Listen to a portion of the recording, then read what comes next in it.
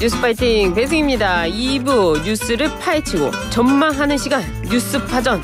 최재성 전 청와대 정무수석 요리사 나와주셨습니다. 안녕하세요. 예, 안녕하세요. 요즘 흑백 요리사라고 해서요. 네. 요리 프로그램이 유행이에요. 그렇죠. 엄청나죠. 예, 셰프. 예. 정치 셰프 최재성 수석님 모시고 한번 이야기 나눠보도록 하겠습니다. 그 윤 대통령과 명태균 씨의 녹취록이 공개가 됐습니다. 이 대통령의 육성이 좀 나왔는데요. 그 자체를 어떻게 들으셨어요? 매우 이제 하나는 이제 그 사안 자체에 대한 네. 이제 위법성 요 문제가 하나 있고요. 예. 하나는 대통령실이 거짓 해명을 했다, 거짓말을 했다. 아, 거짓 해명. 명태균 씨하고는 한 2번 만나고. 네. 그 뒤로는 뭐 연락하거나 만난 적이 없다. 그런데 네. 그게 이제 사실이 아니라는. 그래서 뭐 많이들 알고 계시지만 닉슨도 사실은 그 사건도 사건이지만 그렇죠, 예. 거짓말을 해가지고 그렇게 된 거거든요. 예. 그래서 대통령의 거짓말 이것은 예를 들어서 이제 선의의 거짓말이 아니고 네. 자신에게 해당된 문제를 네. 이 거짓말로 이렇게 덮으려고 했다는 거. 요 점하고 위법성 문제 이 두 가지인데요. 두 가지 다 저는 심각한 문제다 이렇게 봤습니다. 그래요. 대통령실에서는 당선인 신분에서 사적인 대화를 한 것이다. 그리고 걸려오는 전에 그냥 립서비스 해준 것이다. 이렇게 얘기를 했어요. 법적인 문제는 없다고 하는데요. 일단은 뭐 그렇게 얘기를 하지만 네. 이게 뭐 그냥 말로만 그렇게 한 거다. 네. 이렇게 믿을 사람이 일단 없고요. 예. 요것도 두 가지입니다. 네. 하나는 당선인 신분이기 때문에 위법성이 없느냐. 네. 요 문제가 하나 있고요. 또 하나는 김영선 한 명을 그렇죠. 가령 이제 공천 의견을 대통령이 냈다라고 해서 하라고 했다라고 해서 이게 박근혜 대통령의 경우처럼 아예 리스트를 가지고 조사도 하고 예. 이러면서 움직인 거하고는 다르지 않느냐. 그렇죠. 그래서 예. 내용의 문제. 내용의 문제. 예, 요 두 가지가 이것도 존재를 하는데요. 앞선 이제 대통령 신분 당선자 신분의 문제는 이미 윤석열 대통령이 중앙지검장 시절에. 네. 그다음에 한동훈 당시 3차장이 이명박 대통령의 뇌물 사건에 대해서 직접 기소 브리핑을 했거든요. 네. 당사자들이에요. 이거를 기소한 당사자들. 그렇죠. 예. 그런데 거기도 경선 승리 이후 이명박 대통령이 경선 승리 이후 그러니까 그게 아마 2007년 8월. 예. 경선 승리 이후에 금품을 받거나 이런 것을 적용을 했어요. 예. 재판 결과. 근데 자기들이 검사 시절에 기소했던 이 사건에서는 경선 전에서도 이 적용해야 된다 했는데 재판부는 이명박 대통령이 대통령 이 경선 승리 후부터 범죄 시기를 적용을 했어요. 예. 당연히 2008년 1월 당선인 신분 취임 한 달 전에 뇌물을 수수한 것에 대해서도 적용을 했거든요. 그래서 시기 문제는 대통령과 한동훈 대표가 검사 시절에 기소했던 이명박 대통령 기소했던 거기에 딱 나와 있어요. 그래서 그건 피해갈 수 없는 거고요. 네. 그다음에 내용적으로도 박근혜 대통령은 양의 문제를 얘기를 했다면 직접 개입을 안 했거든요. 예. 뭐냐면 직접 전화하고 누구 해라 이게 아니고 현교안 수석이라든가 여기를 이제 시켜서 한 거란 말이에요. 네. 그래서 직접 등장을 하지는 않아요. 근데 이거는 직접 한 거 아니에요. 대통령이 받았다는 거죠. 예, 예. 그래서 제가 보기에는 시기적으로나 내용적으로나 이거는 당선인 신분 그러니까 대통령 취임 하루 전에 네. 한 일인데요. 두 개 다 문제가 있다? 분명하다라고 보여집니다. 그렇군요. 이 윤석열 대통령이 어제 긴급하게 발표를 했습니다. 오는 7일 대국민 당화 겸 기자회견도 연다고 하는데요. 이 내용 들어가 있을까요? 저는 뭐 할지 잘 모르겠어요. 한대요. 네? 아니 제가 네, 기자회견 한답니다. 제가 어디 방송에서도 그랬는데요. 예. 그 시정연설 예. 대통령이 하면은 네. 무슨 말을 할까 이걸 한번 물어보더라고요. 그래서 시정연설 국회에 안 올 것 같다라고 얘기했는데 안 오잖아요. 예. 그리고 가사 7일날 한다 하더라도 우선 이런 거거든요. 지금 이런 상황에 대한 문제 의식을 네. 분명히 갖고 첫 번째, 두 번째 이거를 해결하거나 이럴 수 있는 의지를 갖고, 네. 그다음에 세 번째로 해결할 수 있는 방법이나 혹은 능력을 갖고 있어야 돼요. 네.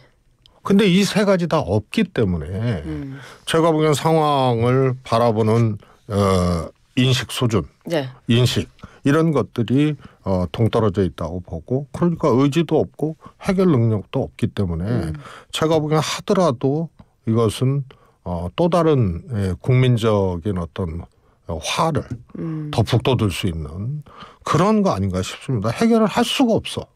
의지도 없고. 그렇다면은 지난주에 나오셔서 지금 이 여론조사 지난 갤럽이 20%라고 하지만은 10%대로 갈 거라고 예상한다 이렇게 발언해 주셨는데요. 이 회견을 하더라도 지지율은 하락하는 겁니까? 저는 이제 지지율의 문제는 네. 조금 이제 지금 상황 그러니까 10말 2초 10말 2초. 예. 요 10% 후반 그다음에 20% 예. 21% 이런 정도의 선에서 당분간은 조금 유지될 거라고 봐요. 보합세가 이렇게. 왜냐하면 사실 20%가 무너진다는 건 엄청난 일이거든요. 그렇죠. 대선에서 기권한 사람 빼고 투표 안 한 사람 빼고 네. 나머지 이제 80%를 가지고 득표율을 환산하는 거기 때문에 50% 득표를 했다고 하면은 약 한 38% 정도 실제로는 득표를 한 거예요. 그렇죠. 유권자 전체를 대상으로 네. 보면. 그래서 그 지지율에 반토막이 난 거거든요. 그렇죠. 그러니까 대통령 지지율 뭐 19%다 혹은 17%다 이거는 20% 무너진 거는 그야말로 이제 더 이상 국정 운영을 할 수 있는 기본적인 에너지 자체가 그냥 소멸돼 버린 거예요. 그런데 여기서 더 내려간다는 거는 네. 굉장히 어려운 문제예요.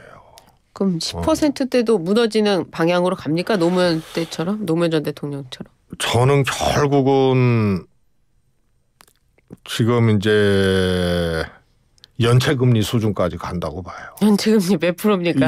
보통 이제 이 제2금융권 예. 이게 하면은 한 8%, 9% 막 이래야 돼. 8%. 그게 그런 거예요. 아까 말씀하신 예. 문제 의식을 느끼고 분명한 인식을 하고 이거를 해결하겠다는 의지를 갖고 그다음에 해결책과 능력을 갖고 있어야 되는데 이게 안 돼요. 지금 이 정권 들어서 가지고요. 지금 이 상황을 어떻게 보겠어요? 국민들이 잘 모른다. 가짜 뉴스 탓이다. 예. 그다음에 이재명 탓이다. 예. 전 정부 탓이다. 뭐 전부 이렇게만 일관해 오고 있어서 나는 잘못한 게 없다. 억울하다. 네.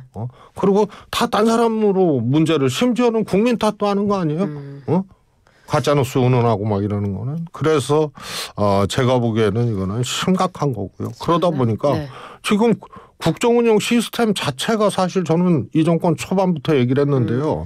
김건희 여사가 제가 보니까요. 대선 때 제가 민주당이니까 이재명 후보 이제 지지하는 그런 네. 연설을 할 때 보니까 이런 말을 했더라고. 어떤 말이요? 여러분의 한 표는 대통령 한 명을 뽑기 위한 한 표가 아니고 윤석열 후보를 찍게 되면 사실상 대통령을 2명 뽑게 되는 이런 겁니다. 네. 그래서 이 김건희 여사 문제를 그때 제가 제기를 했어요. 그리고 이 정권 초기에도 공동정권이다라고 얘기를 했고 네. 두 분의 관계는 우위에 있는 김건희 여사다. 부부 관계에서 뭐 이제 관계 위에 있는. 그래서 이건 심각한 문제다. 제2부속실 갖고 되질 않는다. 제가 그렇게 얘기를 했어. 그 상황을 국민들이 목도하고 있는 거거든요. 그래서 대통령이 가사 이거 어떻게든 해결해야 되는데 해도 원인의 상당수가 김건희 여사로부터 오는 이런 거기 때문에요. 해결의 주체가 따로 있어요. 그래서 제가 그랬잖아요.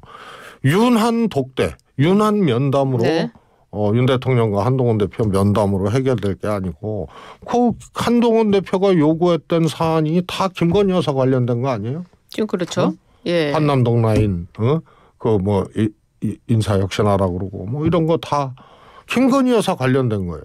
그렇기 때문에 김건희 여사하고 한동훈 독대를 통해서 해결을 해야지 당사자가 따로 있고 대통령에 가장 큰 영향을 미치고 있는데 이게 되겠느냐. 그래서 해결의 주체로서 대통령이 제대로 서지를 못하고 있는 거예요. 그러니까 굉장히 기이한 현상이죠. 김민영 국민의힘은 그 여론조사와 관련해서 명태균 게이트로 여론조사 신뢰성이 의심스러운데 여론조사가 무슨 의미냐 이렇게 얘기를 했습니다. 이게요. 저는 뭐 김민전 의원 얘기에 대해서는 뭐 딸리 이렇게 얘기할 필요조차도 못 느껴요. 왜냐하면 그렇게 잘못된 일종의 이제 조작된 여론조사를 가지고 그걸 가지고 대통령한테 보고를 하고 대통령 후보한테 보고를 하고 그걸 가지고 공표하지 않았다 하더라도 전파를 해서 이 정상적인 어떤 이 선거 상황을 흔들고 아주 그게 고전적 어떻게 보면은 과거에 나쁜 수법 국회의원 선거에서도 당내 경선에서 그런 짓 하는 사람들이 있었어요. 그러니까 일종의 이제 거품이 들어가거나 조작된 여론조사를 가지고 자기가 이기고 있는 것처럼. 그래서 더 문제죠. 그래서 김민전 의원은 이게 정말 이 사안의 본질하고는 전혀 다른 지금 얘기를 하고 있기 때문에. 그럼 김민전 의원 말대로라면 더 문제죠. 그래요. 지금 속보인데요. 합참에서 북한 동해상으로 탄도미사일 발사했다고 하는데요. 자세한 내용 들어오는 대로 전해드리도록 하고요. 이어서 인터뷰 이어가도록 하겠습니다. 대규모 장애 집회를 민주당이 열었는데요. 김건희 여사 특검법으로 정부 여당을 압박했습니다. 예상보다 많이 안 모였다고 보여요. 경찰 추산 1.7만 명이라고 하는데 민주당은 10만 명이 모였다고 했다가 30만 명으로 고치는 소동도 있었습니다. 이런 부분들은 어떻게 보세요? 저는 뭐 항상 경찰 추산하고 경찰 추산 다르죠. 집회 주최자들하고 항상 다르죠. 너무 다르지 않나요? 너무 다르고요. 그래서 경찰 추산의 문제는 그 전부터 많이 이렇게 지적을 해왔고요. 경찰이 그 추산하는 방법이 있거든요. 그것의 문제들을 지적을 해왔고요. 저는 뭐 2만 명이 모였냐, 10만 명이 모였냐, 30만 명이 모였냐, 이거는 뭐 크게 중요하지 않은 문제다. 그럼 뭐가 중요합니까? 지금 이제 민주당이 저는 방향은 잘 잡았다고 봐요. 그래요? 뭐냐면 탄핵 얘기를 계속 하다가 이거는 박근혜 대통령 그 당시 상황하고 굳이 견주질 않더라도 법적인 문제에 대해서 사실은 수사 내지는 이런 것들이 시작이 돼서 법적인 요소들이 작용을 해야 이제 탄핵으로 갈 수 있는 거거든요. 그런데 지금은 아직은 그 단계가 아니에요. 그래서 제가 보기에는 퇴진. 이걸로 방향을 잡은 것은 제가 보기엔 잘 정리한 거라고 보고요. 근데 이제 탄핵이나 이런 것이 늘 이제 안에서 이제 끓고 있는 문제이긴 하지만 이걸 전면에 내세우기는 어려운 상황에서 퇴진으로 방향을 잡은 거는 잘한 것이다 이렇게 보여지고요. 한동훈 대표가 대통령 사과를 요구하지 않았습니까? 이 윤 대통령이 대통령의 사과 받아들일까요?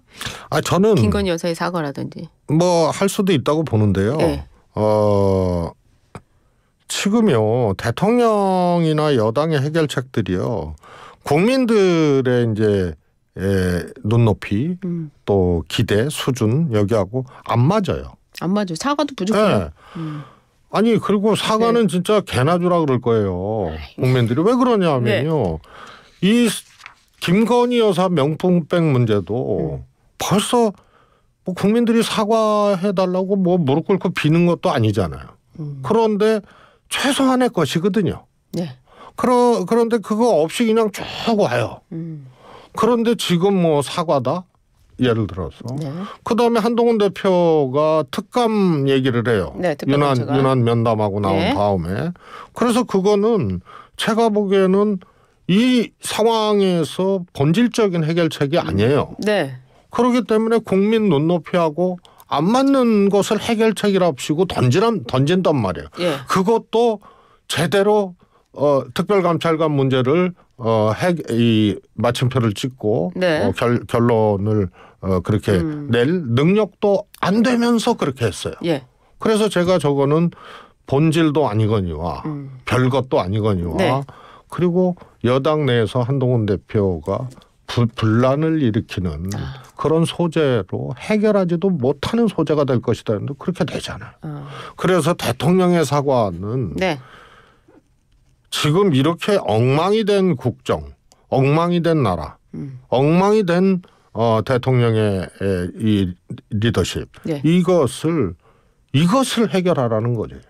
아니 한동훈 대표가 이 대통령의 사과라든지 김 여사의 직시활동 중단이라든지 참모진 전면 개편 이런 부분들에 대해서 실제로 이게 별로 큰 의미도 없다는 걸 본인도 알 텐데 그럼 이걸 왜 주장하는 겁니까? 이 본질이 뭡니까? 한동훈 대표. 나는 한동훈 대표는 이거는 네.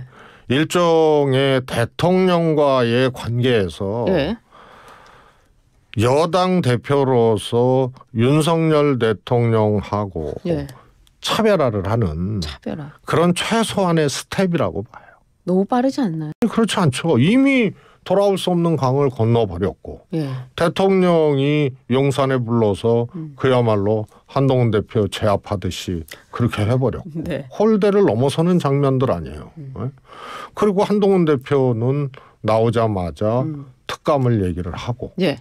국민에 따르겠다, 민심에 따르겠다 이렇게 얘기를 하고 그래서 두 분은 그냥 갈등 정도가 아니고 어떻게 보면은 일종의 이제 권력 투쟁.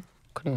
이런 단계에서 이제 부딪혔기 때문에 차별화가 빠르다. 차별화는 상황이 이미 그렇게 만들어져서요. 예. 그렇게 가고 있는 거고요. 근데 이것이 해결책이 안 된다는 것을 알면서도 여당 대표가 할 수 있는 최소한의 스텝이었다고 봐요. 최소한의 스텝이었다. 네. 근데 한동훈 대표가 또 하나의 방법으로 이재명 대표를 만나는 것 같아요. 이재명 대표도 한동훈 대표를 향해 가지고 대통령 만나서 국정기조 좀 전환하는 거 이야기해봐라 뭐 이런 얘기도 했고 또 갔다 오면 만나자 얘기도 했는데 한동훈 대표는 좀 깜깜무소식인 것 같습니다. 한동훈 대표가 이재명 대표와 손을 잡고 좀 뭔가 이 방향을 틀어보는 건 아닐까요? 저는 손잡지는 못하고요. 네. 이제 당 대표로서 여야 대표로서 만나고 할 수 있는 정치는 할 수밖에 없다고 봅니다. 할 수 있는 지금 정치. 대통령 직접 음성이 공개가 되고 예. 난리가 난 상황 아니에요.